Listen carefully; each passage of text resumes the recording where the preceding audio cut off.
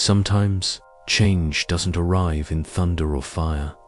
It tiptoes in quietly like morning mist slipping through a cracked window.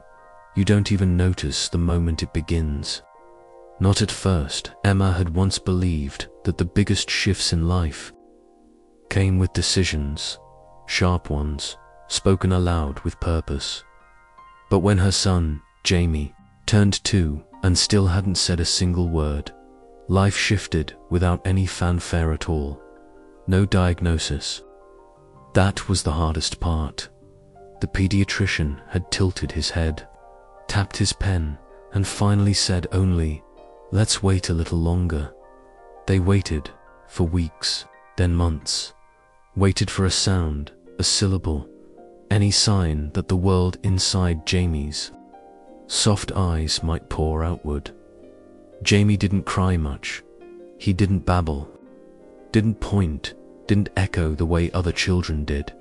But he watched with a kind of solemn presence, like he was memorizing every single leaf or beam of light. Some days, Emma almost forgot to be afraid. Other days, fear was all she could feel. And Kyle didn't fight about it. Not really, but they communicated in sighs and long silences.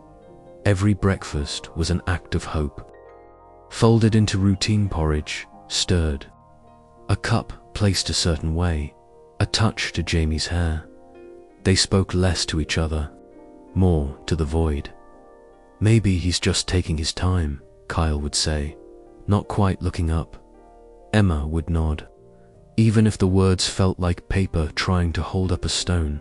In those long, quiet days, the house itself seemed to lean inward. Jamie's toys remained untouched in neat bins. Their backyard grew wild at the edges, grasses bending like they too were waiting for something to arrive. One evening in late spring, after the therapist's car pulled away for yet another session where Jamie stared and didn't respond, Emma stood alone in the hallway. She pressed the heel of her hand against her chest as if she could massage the ache lower, out of her ribs and back into silence. It was then mid-thought that she said it aloud to Kyle. "I want something soft in this house again." He was peeling carrots, half listening, but he said, "Okay," without asking what she meant. 3 days later, they visited the shelter. They weren't looking for a family dog or an energetic kitten, no. Something quieter, something ... like a rabbit. The shelter was tucked between a hardware store and a rundown bakery. It smelled faintly of hay and soap. Emma had expected a different sort of setting, more pastoral, more magical, perhaps. But there was a sort of comfort in the ordinariness of it. Rows of cages, a soft scrape of paws on linoleum. Jamie clung to her hand, not out of fear, but because he always did. He hadn't fussed when they buckled him into the car. He hadn't looked at the animals making noise in the lobby. He simply watched, with that vast, abyssal calm. The attendant led them to a quieter room. "This one was brought in 2 weeks ago," she said. "She's very calm. Doesn't mind gentle touches." Emma peered in. A grey rabbit, barely larger than a throw pillow, sat nestled in a corner. Her fur was speckled with soft streaks of white. Her ears tilted forward like she was waiting for a whisper. Her name, scribbled on a laminated tag, was Thistle. "Hi." "There," Emma said softly. Thistle blinked. Jamie stared.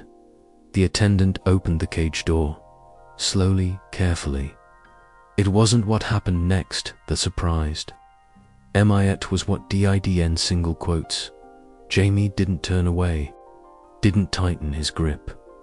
Instead, he stepped forward, just 1 foot. Then, slowly, he knelt. No one spoke. Emma was afraid to breathe. Kyle had gone still behind her, the pamphlet in his hand forgotten. Thistle took 3 delicate hops forward, then stopped, just a carrot length from Jamie's outstretched fingers. Jamie reached out, palm up. He didn't try to touch, just waited, and Thistle, for no discernible reason, leaned her nose forward until it brushed the center of his hand. It lasted a second, maybe two, then Jamie whispered something, too soft to catch, just air, shaped into almost sound. But Emma's whole body reacted. She dropped to her knees on the cold tile, her arms clutching herself, eyes wide. "What did you say, baby?" she asked, trying not to startle him. Jamie didn't look at her. He looked at Thistle. Thistle, who had flopped down now beside him, paws tucked neatly, eyes half-lidded. Emma didn't cry. Not then, but something in her mouth tasted like static and salt. It wasn't a word, not yet, but it wasn't silence either. The shelter paperwork was filled out slowly, carefully, as though movement could break the spell. They wrapped the rabbit in a soft blue towel, and Jamie held her on his lap all the way home. He didn't look outside. He didn't play with the folding cup of juice. Clipped to the car seat, he simply pressed his cheek to the towel and watched Thistle breathe. Something had begun, not with a bang, don't even with a word, but with a breath, a brush, a broken silence. And for the first time in a long while, the house began to remember the shape of hope outside. The first fireflies of the season floated up like tiny prayers, blinking in soft Morse code. Inside, Emma watched her son stroke the curve of Thistle's ear and whispered to herself, "Please, stay." The days that followed Thistle's arrival were quiet, but they weren't the kind of quiet that used to fill the house, stagnant and waiting. This was a different quiet, like a held breath or the hush after snowfall. Jamie moved through his days in much the same way as before, without words, without much affection for his toys. But now there was a softness in the corners of things, a new energy that hummed just beneath the surface. Emma noticed it in strange ways. It was the way Jamie stood still beside Thistle's pen in the mornings, watching her stretch, then flop down with a content sigh. It was how he pressed his hand, flat against the mesh, not to get her attention, but just to share the space beside her. And it was the way his shoulders dropped, the smallest exhale slipping through his lips, like something inside him had eased. The toys remained mostly untouched. Wooden trains, alphabet cards, stacking rings, all waiting patiently in their bins. The therapist came every Thursday at 3 o'clock. Her clipboard sat untouched as she built towers out of blocks, narrating casually as Jamie looked away. Nothing had changed, and yet everything had. At night, Emma still read article after article, her phone screen casting a pale glow on the sheets. Child speech, causes and signs, autism spectrum behaviors, selective mutism, what parents need to. No, she didn't cry often, but sometimes, when the hallway light leaked beneath Jamie's door and she knew he was asleep, she would lie still, eyes open, and feel every beat of her heart like a question. Kyle tried in his own way. He was the one who always kissed Jamie on the head after buckling him in, the one who made silly little voices when cartoon animals danced across the screen in the kitchen. They had begun to leave the radio off. They didn't say it aloud, but neither of them wanted anything competing with silence. It seemed like something precious might be whispering there, something you could miss if you weren't gentle. Emma got in the habit of whispering to Thistle, to dot soft coos when she laid a blanket down, murmurs of thanks when the rabbit nudged Jamie's knee for no reason other than trust. "I just needed something soft," Emma had said that night in the kitchen. And maybe softness was its own kind of language. Jamie never turned away from Thistle. Not once. It became part of their rhythm. Breakfast, therapy, rest, and always some part of the day with the rabbit. Thistle didn't need anything from him. No eye contact, no questions, no expectations. She just was. And Emma began to wonder if that, more than anything, was what her son needed. A week after they brought Thistle home, Jamie sat beside her pen with a small piece of banana in hand. It was early evening, the sky damp with the lavender hue of twilight. Emma watched from the kitchen doorway as her son, barefoot, legs folded underneath him, extended the fruit with both hands like an offering. Thistle sniffed it, then took it. Gently. Jamie didn't laugh. He didn't smile. But something around his mouth twitched. He leaned closer, his tiny fingers resting against the bars. He made a sound then, not a word, not even close, just a humbly audible, a vibration made of breath and tension. Emma pressed her hand over her mouth to keep from calling out to Kyle. She didn't want it to break. She'd read somewhere that some animals recognize tone more than words, that rabbits, prey creatures by nature, were attuned to energy. And Thistle, in her own quiet way, returned every sound Jamie made with stillness, a kind of permission. The next morning, Emma placed Thistle gently on Jamie's lap while he sat on the rug. There was a tightness in her chest as she did it, fear, maybe, or reverence. Jamie didn't flinch, with the kind of slowness that made Emma ache. He lowered his chin until it brushed the top of Thistle's head. Both of them sat there, rabbit and boy, unmoving, breathing together. A few days later, a package arrived, toys and natural treats, alfalfa chews, dried apple rounds, a new hay mat. Emma placed a small bunch of the treats in a dish while Jamie stood nearby. As she stepped away, Jamie stepped forward. He crouched beside the dish, lifted one treat, and paused. His mouth opened, It was not a word, but it was his voice, raw and effortful, deliberate. Emma looked at Kyle, who had frozen with a spoon of cereal halfway to his mouth. Neither moved, not a breath.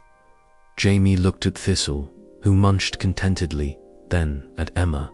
His mouth formed the shape again.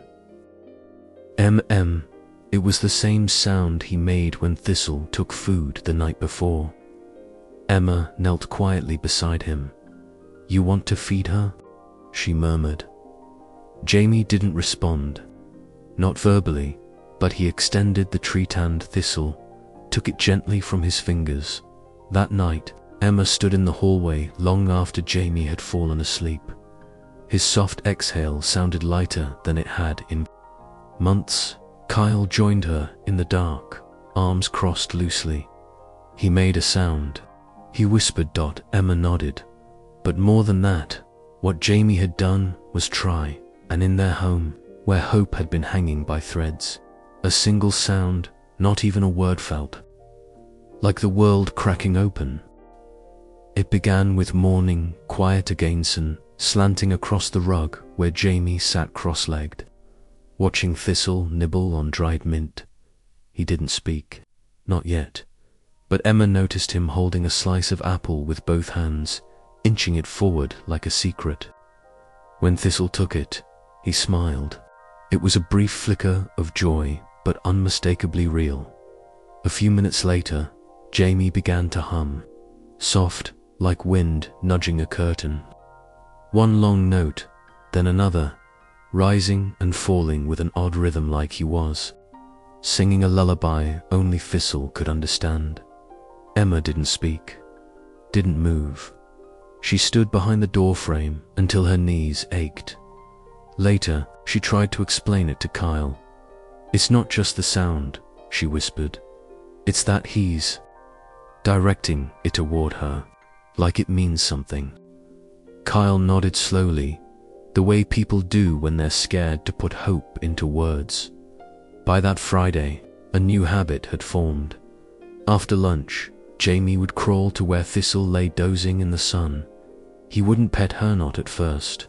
He would lie beside her, cheek on the hardwood, their noses only inches apart. He mirrored her breaths, mimicked her yawns, and once when Thistle stretched and flicked her ear, Jamie mimicked the gesture with his own hand, curling his fingers against his cheek. Emma caught it on her phone, hands shaking. The moment was 9 seconds long. She watched it 12 times before showing Kyle. She's teaching him, she said. Her voice broke on the last word. Jamie developed new rituals, ones that had nothing to do with therapy schedules or carefully curated sensory bins. He waited until Thistle finished eating to move. He followed her when she hopped across the living room, always staying a respectful distance behind. Emma found him one evening staring at Thistle as she cleaned her paws. His mouth moved, slightly shaping breath into something more. She crouched beside him, gently asked, "What do you see?" Jamie didn't answer, but he took her hand, placed it gently over his chest, then covered it with his own. She felt it then, a fast heartbeat, steady and assured, his way of saying, "I feel it, too." The change wasn't quick, it unfolded like paper submerged in water, one slow unfurling after another. Jamie began making soft consonant sounds, little stops and huffs while feeding Thistle. THH ... His mouth tried, lips slipping open on breath. Emma crouched beside him, repeating it gently. "Thistle." Jamie watched her lips, then turned back to the rabbit and whispered ... SS. Not all at once, never clearly, but the syllables were there, glimpsing daylight like grass through frost. Thistle, for her part, gave no acknowledgement, no reward. She merely existed, soft, warm, and quietly present. That seemed to be enough. Emma recorded the moment Jamie pointed, really truly pointed for the first time. Thistle was scratching her ear in the sunlight, and Jamie lifted a single index finger, then showed her with a small sound. Emma whispered, "She's scratching." Jamie repeated the gesture, tapped his own ear. Something shivered through Emma's chest, then something fierce and tender all at once.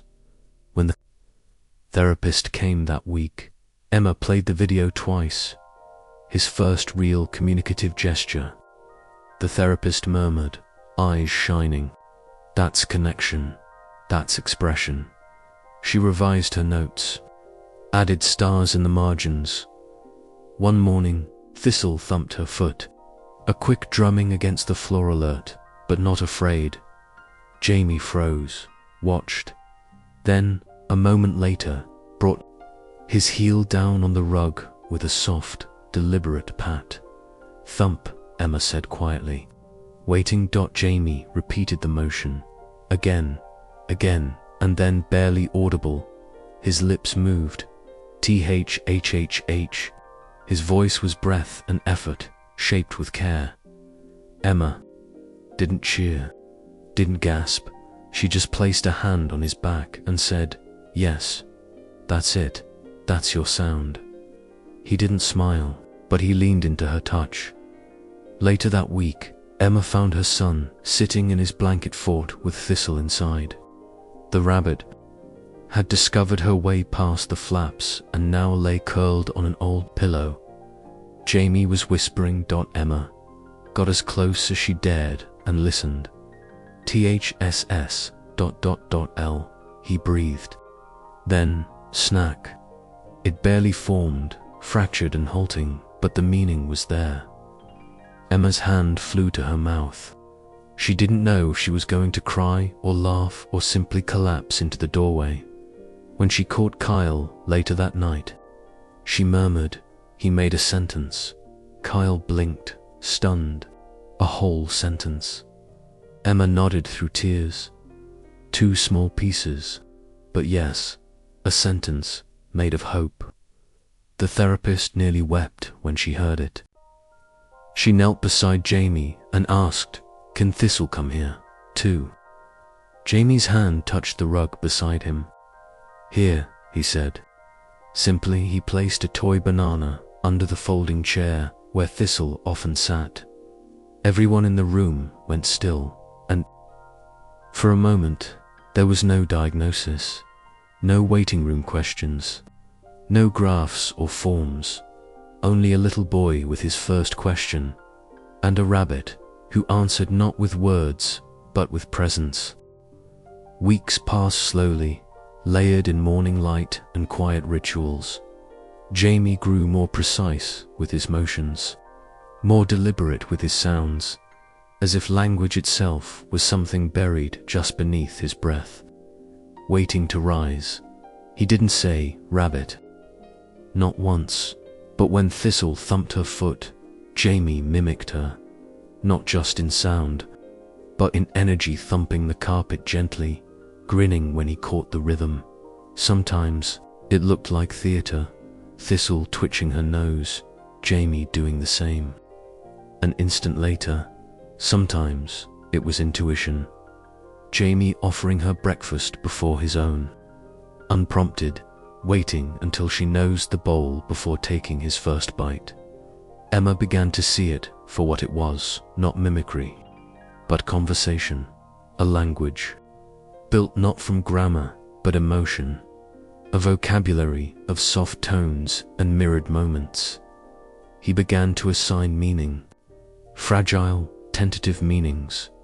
When Thistle pawed at the side of her pen, Jamie tapped his fingertips against his chest and murmured, Every time she hopped toward him, he opened his palms wide, smiling wordlessly as he scooted aside for her to pass. He was logging the world in movement and melody. Emma watched a boy unfold.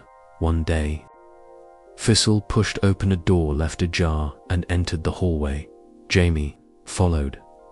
He didn't call after her, he didn't have the words, but he made a low sound, inquisitive, repeating it with a rising pitch. Hacky Thistle turned. Jamie's mouth widened. He didn't finish, but Emma, watching from the stairs, knew what he meant. He was learning how to call her. The breakthrough came in whispers, not declarations. In the living room, where sunlight painted long stripes across the rug, Jamie knelt beside Thistle and held out a piece of carrot. His voice scraped forward from deep inside. THISS ... The syllables didn't land cleanly, but the timing was exact. He said it as she stepped near. He was naming her, not in theory and experience. Alive and awake. Emma knelt down, pressing her hands to her mouth. She didn't say anything, didn't want to claim the moment. It didn't belong to her, it belonged to him. Later, they sat together on the floor, Jamie, Thistle, Emma leaning toward the middle. Jamie whispered it again, Thistle snack, and placed a bit of apple between them. Kyle taped it to memory rather than phone. He didn't move, didn't breathe too loud, just watched his son discover the shape of a sentence. The therapist arrived the next day and found Jamie sitting cross-legged on a blanket. He looked up, tilted his head, then pointed to the rabbit beside him. Bun, he said. One word, clear. Rounded, clear. Rounded.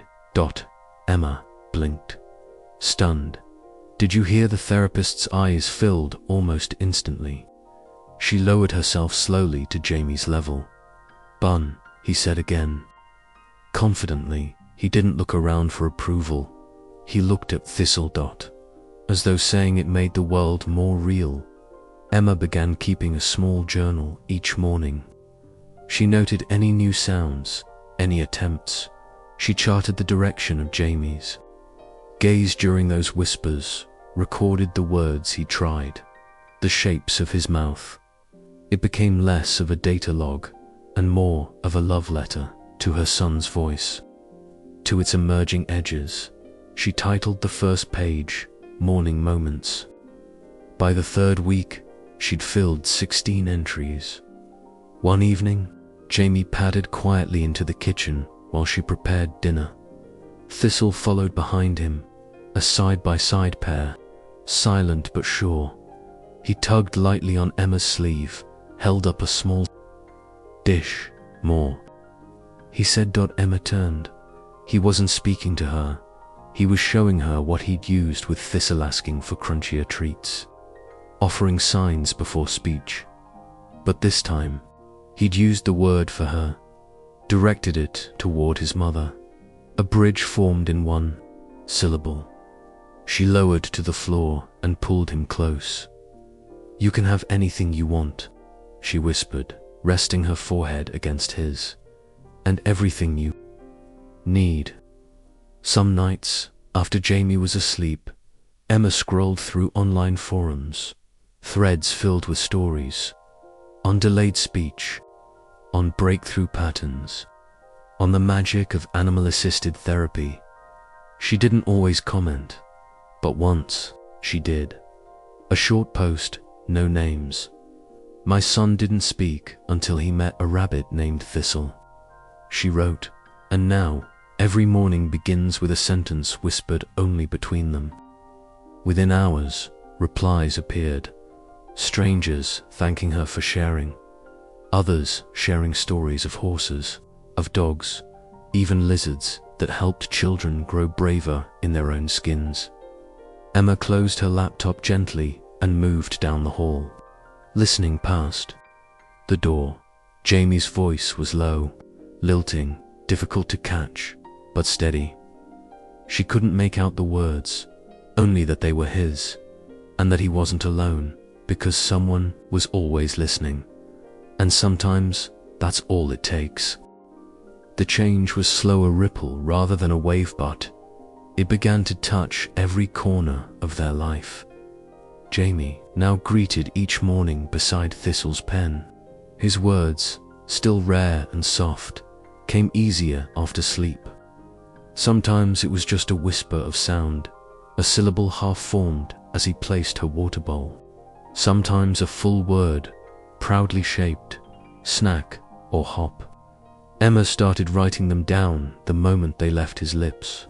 She kept a small notebook by the kitchen sink, another in the glove box. She filled napkins with frenetic scribbles. At breakfast, it wasn't about tracking progress anymore. It was a record of something sacred.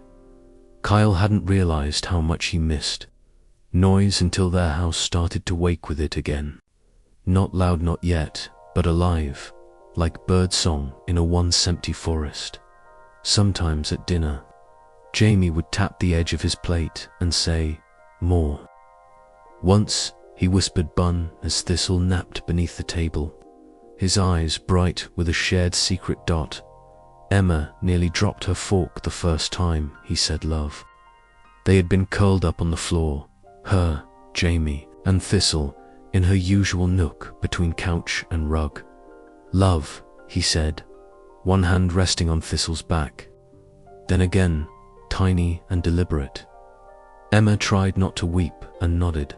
Yes, love. The speech therapist arrived that week with something new. Cards featuring animals, textures, and colors. Instead of coaxing Jamie with prompts, she folded the pictures into games that revolved around Thistle. Jamie responded for the first time without prompting. He pointed to a card showing a sleeping bunny and whispered, "Nap," then tapped Thistle's ear, "Same." The therapist met Emma's eyes across the room. They both smiled, but said nothing. Afraid even praise might scatter the miracle like birds in a field. Jamie's favorite game remained the most simple. He'd lay 3 objects on the floor: an apple slice, a pin cone, and a bit of hay. Then, he'd watch, silent and patient, as Thistle sniffed and chose. When she picked the hay, Jamie grinned and announced it, loud and clear: "Hay." Each session grew less like therapy, more like conversation. Thistle was never trained. She didn't fetch or obey commands, but she responded in the gentle way Jamie needed, with presence, with pause, with patience. Emma joined an online forum of speech-language pathologists and parents. In one thread, she wrote, "My son found his voice through a rabbit because she never asked him to." One reply read, "Maybe some children don't need instructions, just a witness." Every night, Emma added a small note to her journal. "Today, wait and cold." He said them while sharing water with Thistle, then hummed while she chewed. The entries read like poetry. Small words turned into history. On Sunday mornings, Kyle started making pancakes again. For weeks, they had skipped family breakfast felt too fragile now. The table held more than food: a boy and a bunny sharing a strawberry. 2 parents pretending not to cry at the sound of a softly whispered, "Yummy." Emma no longer feared quiet in the same way, because now it came with texture, with hums and foot thumps and syllables slowly becoming names. Sometimes she still scrolled online, reading research papers about selective mutism, echolalia, the role of pets in developmental therapy. But more often, she wrote messages to strangers. "There's no map," she said, "only moments, and some of them arrive on 4 soft feet." The first time Jamie said her full name without help, Thistle was digging in the planter by the window, dirt speckling her paws. Jamie squatted beside her, hands on knees. "Thistle, no," he said, soft but certain. Emma, wiping down the kitchen. Counter froze mid-dash swipe. It wasn't just the sentence, it was the meaning behind it, the structure, the tone. He wasn't mimicking, he was guiding, and Thistle, as if understanding, paused her digging, looked up at him once, then flopped onto her side with a huff. Emma whispered into the towel, "Thank you." Jamie turned toward the living room. "Blanket?" he asked, voice small but clear. Emma nodded and handed it to him. Together, they laid it beside Thistle. Jamie sat cross-legged, watching her flick one ear, then reach forward to nibble at her paw. A few heartbeats later, he said, "She clean?" Emma smiled. "Yes, she is." He added, "She's soft. Sleepy too." It was more than observation. It was empathy. Jamie wasn't listing actions, he was naming feelings. Each day carried more of that. Jamie began assigning moods to Thistle's behaviors. If she hid in her box, she hide, maybe shy. If she hopped quickly from room to room, she speedy like bird. When she refused a treat, she'll know want, maybe tummy, tired. Emma and the therapist listened more than they asked now. Prompting had faded. In its place grew conversations rooted in honesty, unforced and fluid. One afternoon, Thistle thumped her foot when a door slammed outside. Jamie didn't flinch like he used to. Instead, he crouched beside her, pressing a hand to the floor. "She scared," he murmured, then looked up at Emma. "It loud. She know like loud." Emma knelt next to him, brushing his hair back gently. "You're right," he nodded once, solemn. "We be quiet now." Then he folded himself onto the floor, nose almost touching hers, and whispered, "You okay, bunny?" Thistle blinked once, then relaxed. That night, Emma and Kyle lay in bed reading the day's journal entry. She scared. We'd be quiet now. Neither spoke for a while. Kyle placed the notebook on the nightstand and turned out the light. He comforted her. He whispered into the dark dot. Emma reached for his hand. Yes, with words he never had until on Wednesdays. The therapist now joined playtime instead of directing it. Jamie chose the games. Sometimes it was matching colors, holding up his blue block after Thistle sat near Emma's slippers. Blue there, same blue. Other times it was storytelling. She in forest, Jamie would say, tapping a playmat. She'll find leaf, she'll eat, then nap. His stories weren't long, but they had rhythm, mood, real beginnings. Why the forest? The therapist once asked. Jamie tilted his head. She wild bunny. Not now, but dream is forest. Emma swallowed the lump in her throat. I think he's right. She liked trees, Jamie said.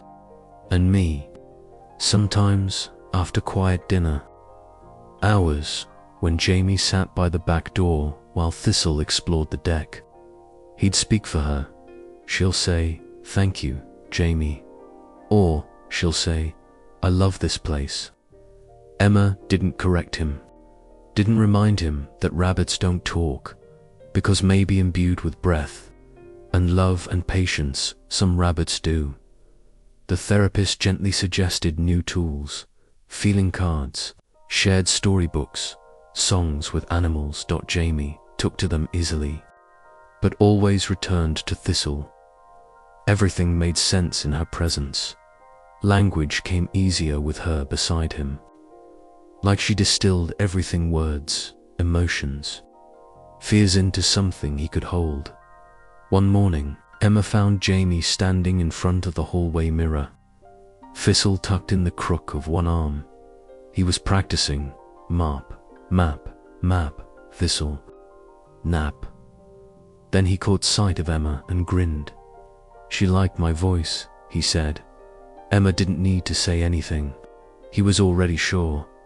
Thistle grew heavier over the months, slower to rise, longer in her naps, but her presence remained steady. Jamie noticed the change first. She lazy, he remarked one afternoon. Or maybe ... resty. He kneeled beside her and said, you old bunny now. And when she licked his hand, he giggled. Still love me. Emma began to wonder if Jamie would have ever spoken without her. And the truth was, maybe not like this. Maybe not with such softness, such clarity of self.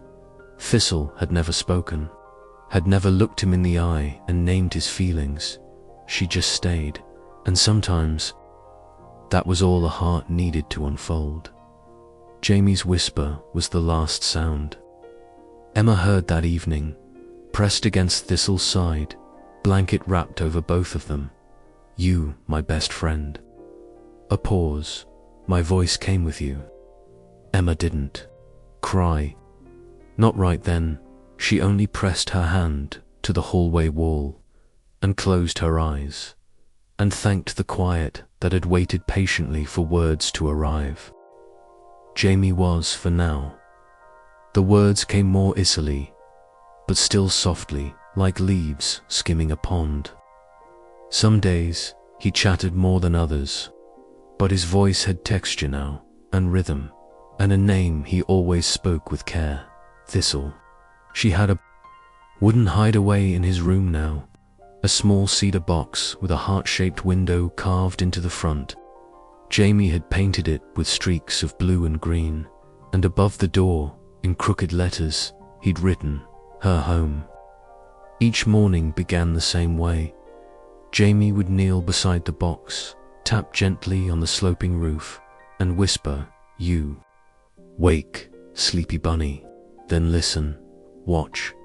Thistle would stir, stretch, and if they were both in the right kind of mood, Jamie would say, come out, I read you book. He always kept one nearby. Sometimes it was about animals, other days, fairies, or trees, or the shapes of clouds. He didn't ask for her to understand. He just read slowly, with care, letting his voice curl round each word, and Thistle curled at his knee or beneath his arm always. Stayed at preschool. Jamie didn't speak much at first. He watched, he listened, he learned names, but held them like petals behind his tongue, until one day, a little girl sat beside him at the sandbox and asked, "Who's on your backpack?" Jamie looked down. There, stitched in soft thread, was a grey rabbit with white flecks across the ears. Emma had sewn it herself. He brushed one finger over it and replied, "Thistle." The girl smiled. "Is she yours?" Jamie thought for a long moment, then nodded. "She's my friend," that was all. But it was the beginning. His teacher made note of it. Later told Emma, "He said a full sentence today." Just like that. Emma smiled softly. She has that effect. At home, stories blossomed. Jamie now narrated entire scenes. Thistle became the lead character in ongoing, ever-expanding tales. Today, he announced one afternoon, Thistle went through a rainbow tunnel and became queen of soft things. Emma had laughed gently. "What do soft queens do?" Jamie thought before replying. "They listen, all the time." Then added, quieter. She always listened. Some days, the house filled with those stories, his voice carried from room to room. Other days were quiet again, but different from before. These silences had weight, purpose. Emma learned not to interrupt. She knew now that Jamie didn't live in retreat, he lived in pause. One evening, after dinner, Jamie climbed onto the couch with Thistle in his lap. The light outside faded to amber, and Kyle turned the pages of a book nearby. "Dad," Jamie said. Kyle looked up. "She's old now." Kyle nodded. "She is." Jamie stroked Thistle's back slowly. "But she still loves here." "Yes," Kyle said. "Very much." Jamie rested his cheek against Thistle's side. "I think she gave me her quiet." Emma, slicing strawberries in the kitchen, paused mid-cut. Jamie turned toward her, like he'd somehow heard her thought. "It's okay, Mummy. I'll keep it for her." That night, tucked into bed, Jamie whispered into the soft space of his pillow. "I talked 'cause Thistle listened." Emma sat just outside the door, her hand pressed to the floor, eyes closed.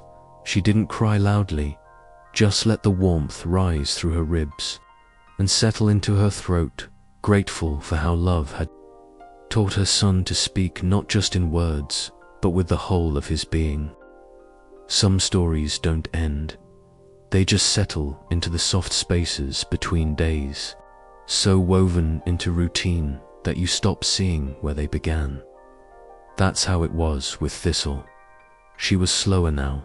She didn't hop as often, preferring, instead, to nestle into the sunny corner of Jamie's room, the one with the faded rug and the storybooks.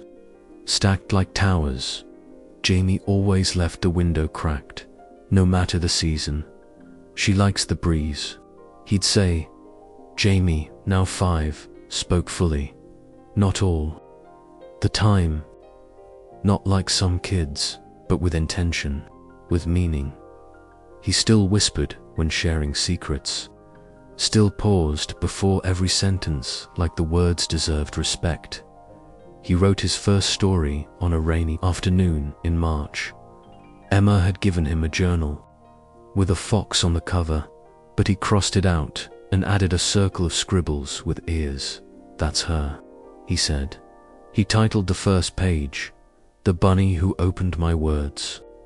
Inside, he drew Thistle under a sky covered in stars, and beside her a boy with a backpack and a smile that took parent and teacher both to interpret. "This me," he explained quietly. "Before, quiet me." Page after page followed. In some Thistle had wings. In others, a crown made of leaves.